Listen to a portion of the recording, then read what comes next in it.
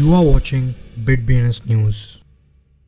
Hello and नमस्कार। अभी market पूरी तरह से वॉलेटाइल है, इसलिए यूजर्स के लिए ये जानना महत्वपूर्ण है कि क्रिप्टो की दुनिया में क्या हो रहा है, क्रिप्टो से जुड़ी क्या खबर है। तो ये सुनिश्चित करें कि आप रोजाना क्रिप्टो समाचार देखें और अपने आप को अपडेटेड रखें। आज की हेडलाइंस, म्यूजिक एनएफटी पर निवेश पर पिटबुल। पांचवी सबसे बड़ी वेल ने अभी 50 बिलियन शिबा इनू खरीदा। टॉप 1000 ETH वॉलेट में अब $1.5 बिलियन शीब है। शिबा इनू अब स्विट्जरलैंड बेस्ड मल्टीनेशनल कंपनी द्वारा भुगतान के रूप में एक्सेप्टेड है। एथेरियम का मेकर DAO स्टार्कनेट पर लॉन्च करेगा। गैस की लागत को 10 गुना कम करने का वादा करता है। क्रिप्टो एक्सचेंज कॉइनबेस ने अपना much awaited NFT marketplace launch किया। बैंकिंग जायंट कॉमर्स बैंक ने क्रिप्टो कस्टडी लाइसेंस के लिए एप्लीकेशन जमा किया। AAVE पिछले 24 घंटे में 14% बढ़ा। UAE बेस्ड ग्रोसरी सर्विस अब क्रिप्टो करेंसी स्वीकार करता है। डोजकॉइन के एंथुसियास्ट लोग शुगरलैंड टेक्सास में ग्रैंड फेस्टिवल होस्ट करेंगे। अलीबाबा ने अपनी फूड डिलीवरी ब्रांच के साथ NFT रीच का विस्तार किया।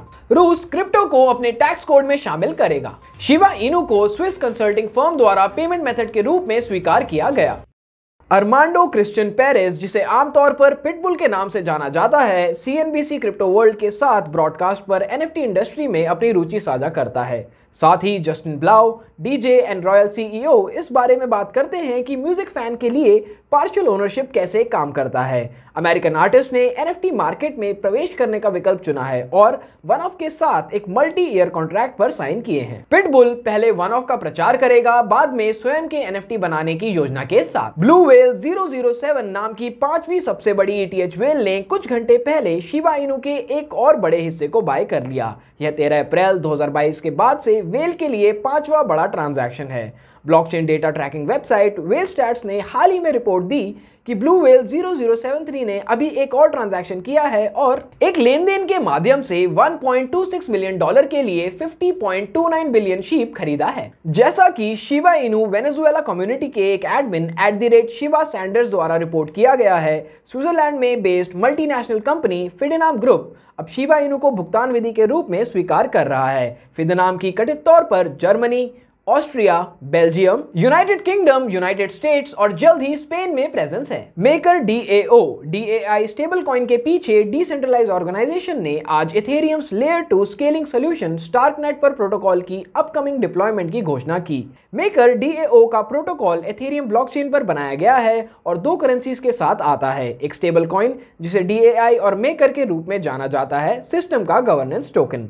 मेकर DAO का स्टार्कनेट के साथ इंटीग्रेशन पहली बार है जब प्रोटोकॉल को जीरो नॉलेज टेक्निक का उपयोग कर बनाए गए एथेरियम रोलअप पर लॉन्च किया गया। अमेरिका में सबसे बड़े क्रिप्टो करेंसी एक्सचेंज कॉइनबेस ने डिजिटल कलेक्टिबल्स के लिए अपने लॉन्ग अवेटेड मार्केट को लॉन्च किया है। आज प्लेटफॉर्म, जिसे पहली बार अक्टूबर में घोषित किया गया था, कम संख्या में यूजर्स के लिए उपलब्ध हो जाता है। 3 million from the waiting list आने वाले हफ्तों में और जोड़े जाने के साथ।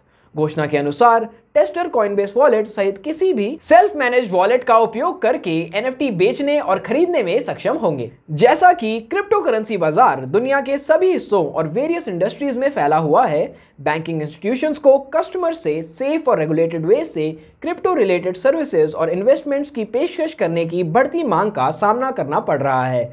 डिजिटल एसेट से रिलेटेड सर्विसेज को शुरू करने में अपना पहला कदम उठाने वाले बैंकों में से एक जर्मन बेस्ड कॉमर्स बैंक है, जिसने क्रिप्टो कस्टडी बिजनेस के लिए देश के federal financial supervisory authority licence के लिए अपने आवेदन की घोषणा की है। AAVE, जो पिछले 24 घंटे में लगभग 14% से अधिक बढ़ गया है, $171.34 के नीचे से यह $197.91 तक चला गया, जो दिन के लिए सबसे अधिक है। साथ ही यह पिछले एक सप्ताह में AAVE के हाईएस्ट परफॉर्मेंस के रूप में रिमार्क करता है। बेरली 2 डेज पहले $159.37 के निचले स्तर से AAVE फिर से सामने आया। हालांकि रिसेंट फॉल को कुल मिलाकर AAVE की तीसरे सबसे खराब गिरावट के रूप में लिया गया है। United Arab Emirates based grocery delivery service याला मार्केट ने बुधवार को कहा कि उसने एज पेमेंट क्रिप्टो करेंसी को स्वीकार करना शुरू कर दिया है। वर्तमान में कंपनी केवल स्टेबल कॉइन टेथर और USD कॉइन स्वीकार कर रही है। इसके अलावा कंपनी मिडिल ईस्ट और नॉर्थ अफ्रीकन रीजन में अपने पार्टनर्स और इन्वेस्टर्स से